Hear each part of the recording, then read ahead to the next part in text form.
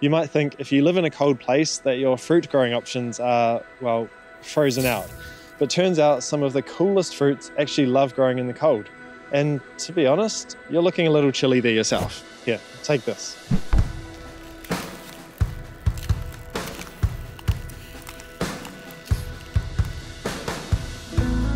So the first fruits we're looking at are gooseberries. And this one I planted around 18 months ago, and it's got its first fruit on it that are ripe now. So I'm going to be trying those in just a minute. It'll be my first time tasting these, so I can't wait. This variety is called Pears, and it's quite a good one because it doesn't have many spines at all. It pretty much is almost thornless, except for just a few kind of soft spines on the fresh growth, which tend to disappear once the growth is more mature. And these are said to grow well in zones 3 to 8. So they do have some chilling requirements as well. So if you live in like a really warm climate, it means that, you know, if you don't have enough cold, then these are unlikely to really do very well. And if you're wondering what a chill hour is, it basically is a temperature between 0 degrees Celsius and 7 degrees Celsius. And anything within that window, those are the times that is counted towards those chill hours. So they do require that period of dormancy in order for the flowers and fruit to be able to form properly when it comes springtime. As for me, I'm kind of right on the edge of where these can grow. I only just get enough cold chilling hours for them to then fruit in the spring. And some winters have actually been too mild, where the following spring, there's no gooseberries for me. So for these, the more cold, the better to some extent. And by the way, for reference, where I live, it only gets to about -2 degrees at the coldest during winter, and there's no snow at all despite the intro. But from all the fruits that you'll see today, all of those will be able to handle much, much colder climates than where I live. So the way you can tell these are ripe is just by kind of giving the fruit a little bit of a squeeze, and you can see there it's got a bit of give to it, and they're also starting to turn that nice red colour, and they should come off really easily as well when they're nice and ripe. It's a beautiful looking fruit, so let's give it a try.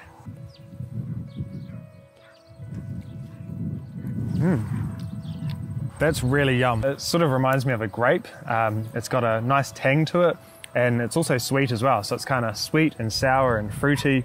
You can see the inside there is just really beautiful as well. There's a few seeds in there which are totally all good to eat. That is really nice, I like that. So this is my green variety of gooseberry here. It's called Invicta, and there's actually only 3 fruits on it this year. So again, it might be because of its age, or I would say more likely it's because it didn't get enough cold chilling hours. This one's got a few more spikes than the other one. You can see there, they're kind of gnarly, but you just kind of don't put it somewhere where you're going to walk past all the time. But anyway, you can see that the fruit are these beautiful kind of golden colour when they're very, very ripe. I believe people often pick these while they're still more at their green stage, and they cook with them, make gooseberry pies and stuff like that. But if I just touch this, I reckon it's, yeah, look, it just fell off in my hand. And so that one is super ripe. Let's just see if we can find maybe another one that's more of a green stage. So yeah, this one here is kind of green. Let's pull that off. And yeah, that came off, but with a little bit more pressure. And you can see the colour difference between the two, but both just beautiful looking fruit, and the veins in them just look really, really cool. So let's start with this golden one and give it a try. That was like super soft and melt in the mouth. I'd say even though that one was like super ripe, it wasn't quite as sweet as the one down there, the Pears variety. I would say that one's more of a better one for eating fresh. This is, I think, more of one that's better for cooking, but I would definitely still eat these fresh. They're yum. Let's try this green one. That's good too. It's like a kind of like a sour grape. I'd say, yeah, these ones are good for cooking with when they're at this stage. And if you wanted to, you can even train them up a fence as like single canes going up, and those will just get covered in fruit if you're in an area that's cold enough. So yeah, a really awesome fruit to check out if you haven't grown one of these before. So the next one we're looking at is this tree behind me, and it is just the humble apple tree. And before anyone writes them off as being a bit boring or a bit basic, I'm going to share why they are far from that and why they can actually be some of the most fun fruit trees to grow. And first of all, when you think about apples that you can buy at the supermarket, maybe you'll find 5, even 10 varieties that you can try. But in the world, there is actually over 7,000 varieties of apple that come in all different flavors, colors, textures, and with different growing requirements as well. Some of them have low chill requirements, so they can be grown in a warmer climate, and others can grow down to like -30 degrees Celsius and are very cold hardy. So it gives you a range to choose from that will suit your climate, but also that will suit your taste preferences. And it gives you the option to grow and try varieties that you can't just find at your local grocery store. The other cool thing about growing these is how easy they are to graft. Apple trees are one of the easiest fruit trees to graft and allows you to grow multiple varieties of apples on the one tree. For example, this tree here is a Royal Gala tree. I just bought it as a grafted apple tree. And this year I was looking at the tree as it was growing all its fruits, and there was one branch with these dark red apples on it. And I was thinking, oh my gosh, that's right. I grafted a branch on this like a couple of years ago. I completely forgot that I did that. And I also forgot what variety it is, but it has these deep red apples growing on it in amongst the Royal Galas on the tree. And you can do this with as many varieties as you like, really. Like I could have 8 varieties on this tree, or 3, or just whatever, you know, and it gives you the option to create your own multi-variety apple tree that's unique. And especially if you have a garden where maybe you only have room for just one apple tree, then you can still grow multiple varieties if you choose to.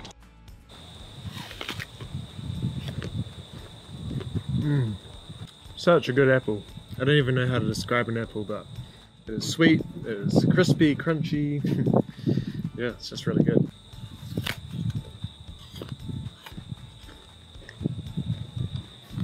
Oh, so sweet. This is even a bit sweeter. I actually think I like the other one even more, but this is such a good apple as well. Both delicious. And while apples are a great cold hardy fruit, pears are right up there too. These are easy to grow in a cold climate. There's a range of different varieties to choose from, and not only are they delicious to eat fresh, but they're also very versatile, perfect for long-term storage or making into some amazing baking. The next fruit we're looking at are raspberries, and they're an absolute standout when it comes to cold hardy fruits. And in fact, many berries, including raspberries, blackberries and currants, all thrive in colder climates, and they're a perfect choice for a temperate garden. Red raspberries are among the hardiest, able to survive winter temperatures down to about -25°C, depending on the variety, and they're incredibly tough plants. They bounce back each spring to produce abundant harvests of sweet, juicy berries. And it's always just such a rewarding time being out in the summer, picking your own berries, and of course you just can't get any fresher than that. Raspberry plants do benefit from a little bit of support, so a simple trellis or a wire can help keep the canes upright and make it a lot easier to pick them. One thing to keep in mind is that red raspberries do sucker a lot under the ground, so if you're planting them in a row, it's a good idea to have lawn or mown grass on either side, because that regular mowing helps to naturally contain them and stop them from spreading everywhere. So I think I might remove the rhubarb that I've got planted here, and that way I can just mow along this edge. And what's cool if you grow these plants, it's not just the fruit that are useful. Raspberry leaves can also be harvested to make a herbal tea. And raspberry leaf tea has been used for centuries for its soothing properties, and it's a great way to get more out of your plants.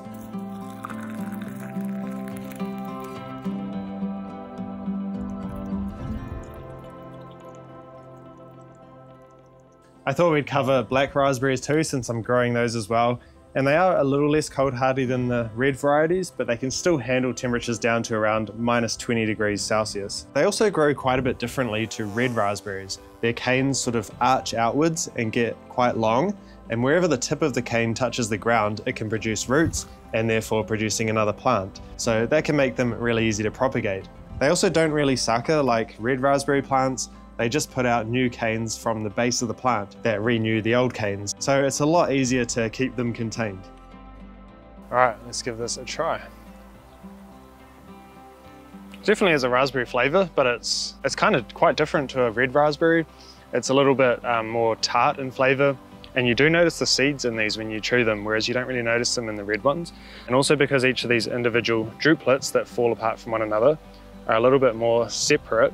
You know, they're a little bit thicker, which means that the juice doesn't come out quite as easily as the red ones, so they appear a little bit less juicy. I still really like these. I think they're a great flavor.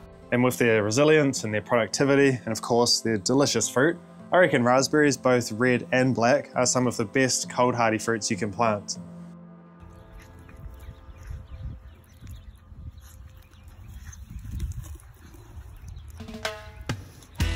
These types of trees here produce some of the most tropical tasting fruits that you can grow in a cold climate, which is really surprising since they are in the custard apple family. So they're related to cherimoya, soursop, rollinia, which are fruits that grow in more of a subtropical to tropical climate, whereas these ones thrive in a temperate zone. So they're called American Pawpaw or Asimina triloba. They handle temperatures down to around -30 degrees Celsius, so super cold, and they're native to the eastern parts of North America. As for the fruits themselves, another name for these is poor man's banana, but there is nothing poor about the taste. Oh wow, that one is really good. Okay, that tastes to me like a lot like a really good mango. It almost tastes like banana flavoring, you know, like the little banana lollies you can get.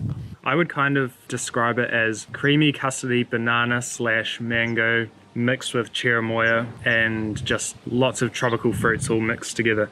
We're going into winter or autumn now, so they're starting to lose their leaves, or they're looking a bit rough. What I've got here is 2 seedlings. I grew these from seed. They're around 3.5 years old, and they are still quite small because these are a very slow growing tree, and they can take maybe 7 to 8 years if you grow them from seed in order to see your first fruits. Maybe sooner if you're really lucky. And these will grow kind of in the understory, especially when they're young, and then will emerge out as they're a bit older. So what I've done is planted these peach trees in between. I've got a few of these, and these were also grown from seed. And by the way, is another good fruit that you can grow in a cold climate. But these will grow fast and give me fruit much sooner than these ones. So I'll still be able to get production from this space, while these trees also provide a bit of kind of dappled shade to these American Pawpaw alongside these lucerne trees in between as well. And these will provide some nitrogen fixing to the ground as well, and hopefully help with the growth of these other trees.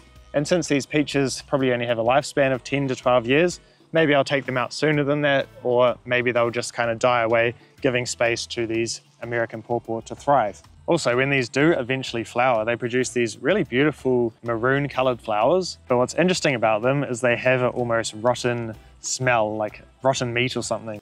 And that's to attract flies and beetles and other pollinators in order to pollinate the plants. If you do want to grow these though, it's best to plant a couple of trees nearish each other, and they need to be genetically different. So these will be, since they're from seed, and they will help with them cross-pollinating. And you can do a bit of hand pollination too if you need to.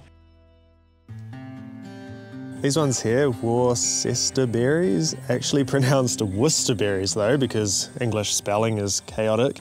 They're a very spiky and rugged plant, but with these lesser known fruits that are great for cold climate growers.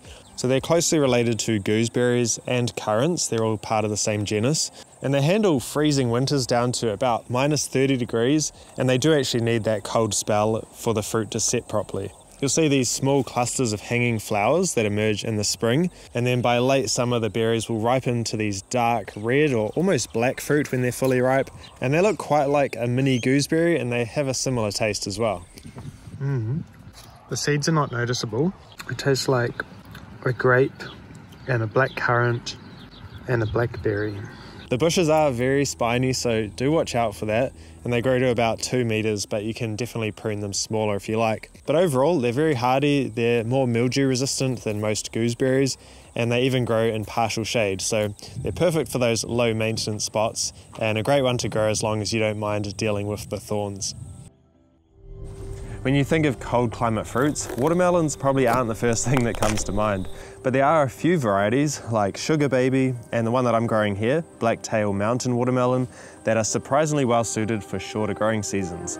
It's a smaller, faster maturing variety, ready to harvest in as little as 70 to 80 days, making it perfect for regions where summer barely gets going before autumn arrives. If you can get a head start by sowing the seeds indoors and then planting them out once the soil is properly warmed up, you'll set these watermelons up for success.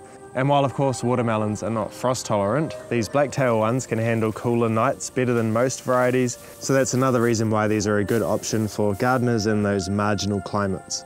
They're not the biggest watermelons. Most fruit reach maybe 2 to 5 kilograms, but what they lack in size, they more than make up for in flavor.